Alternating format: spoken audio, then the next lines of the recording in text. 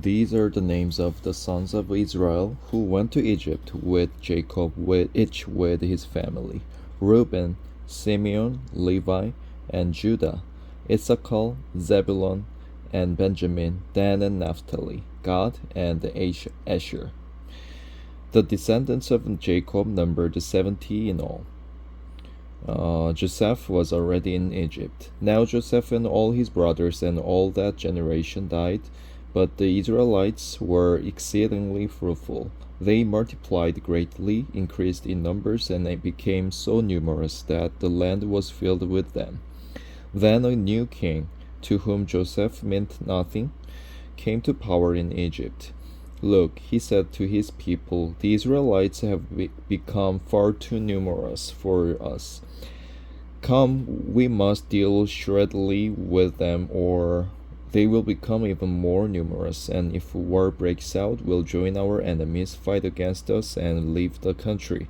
So they put slave masters over them to oppress them with forced labor, and they built Pithom and Ramesses as store cities for Pharaoh.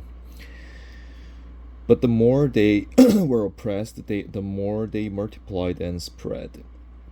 So the Egyptians came to dread the Israelites and worked them ruthlessly. They made their lives bitter with harsh labor in brick and mortar and with all kinds of work in the fields. In all their harsh labor, the Egyptians worked them ruthlessly.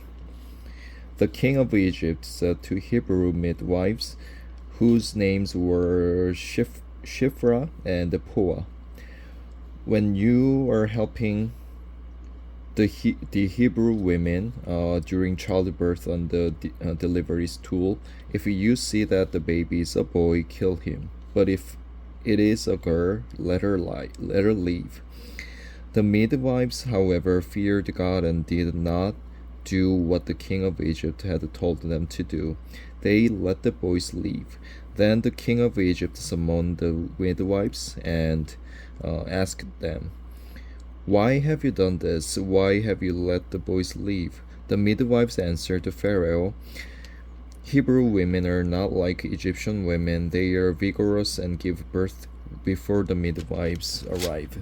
So God was kind to the midwives, and the people increased and became even more numerous. And because the midwives feared God, he gave them families of their own.